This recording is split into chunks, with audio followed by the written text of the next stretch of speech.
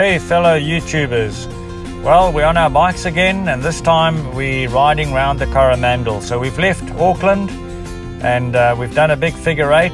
I'll show you a picture of the trip that we've taken, a map view.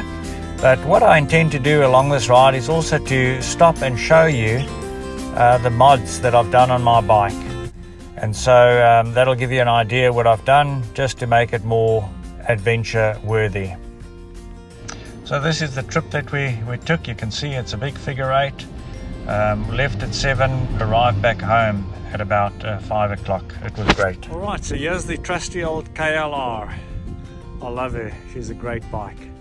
Now, what I want to do is just show you some of the mods. It's not major. I'm new at this, but this is what I've done so far with the KLR. I've put these Bike Buster lever protectors on, which are really nice. They're really nice and strong. There's another one that you can get that basically just comes out from the handlebars and goes around, but if you fall they just break. So this is quite a nice strong one, aluminium frame, and then it's got the little windshield, and this little windshield is actually quite amazing. You know, the KLR comes out from the factory straight with a big windshield for your hands, a windscreen as it were. And I thought when I put this on that it was going to be too small and that it wouldn't protect my hands, and that my hands would get really cold, but actually it's surprising how much wind this little screen does deflect. So that's really nice.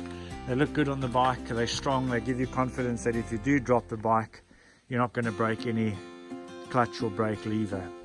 So that's just the first mod that I did.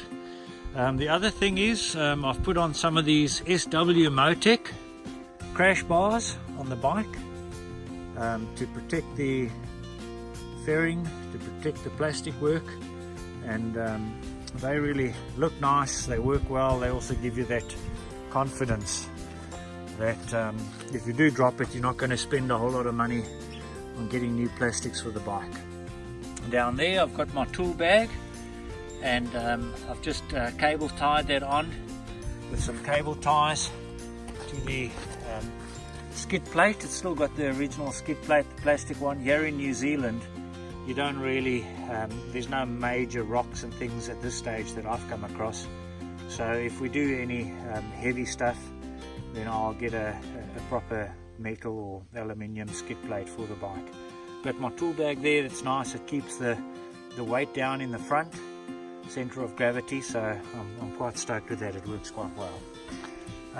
Also what I've done is I've got other pegs. I took off the original rubber pegs and I've put these ones on. These are actually quite good. What are they called? They pivot pegs, and so if you stand on them they can actually pivot from back to front, and also they do lift up if you do fall. They can't break, so they actually work quite well. It gives you a good footprint as well when you're standing. It's really comfortable, so that's nice. It works well. It's got the Two Brothers Racing exhaust, USA, so that sounds really nice. And I guess it gives the bike a little bit more power because it's able to flow freely. On my dash I've got this quad lock. It works fantastic. The quad lock really works well, because the phone that I'm using now to actually video this little review is great, because that just clicks in, and so you can work your camera through the phone, through Wi-Fi, and it also has a remote over there for the camera as well. SJ6 Legend, that's this one over here.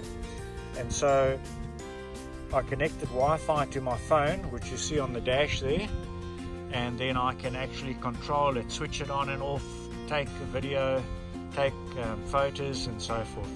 So I have my phone there, and that controls my SJ6 Legend, the video quality or the video footage of that. Then on this side I've got another iPhone, an older one, and normally with that one I can actually connect remotely to my selfie stick. That's this one over here. That's just an SJ4000, and that actually works well, so I don't have to stress too much about switching it on and off. I can just do it remotely. And what else is there? Well, I think that's pretty much about it that I've done to the bike.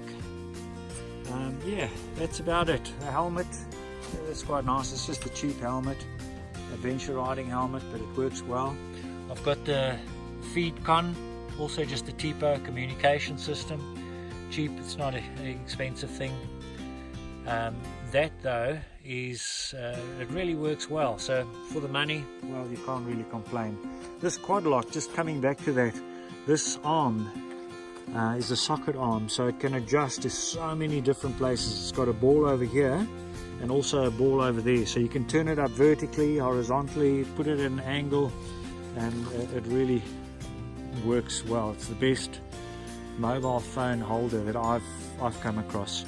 I've also installed a little USB port. It's got two there. It's got a 5 volt 1 amp and a 5 volt 2.1 amp charger. So I'll keep my phone on that and just keeps it running for the whole day. So that's about it. That's the modifications I've done. They talk about a fork stabilizer, a front fork brace. Again, the amount of like heavy dual riding that we do here in New Zealand, or that I do particularly, is not that heavy, so probably won't really need that. But anyway, that's the KLR. I've enjoyed a whole lot of adventures on her, and I intend to enjoy a whole lot more. So keep watching the videos that come. If you like what you've seen, subscribe, hit the like button. You can even share it with a friend. That's all great. Thanks for viewing this.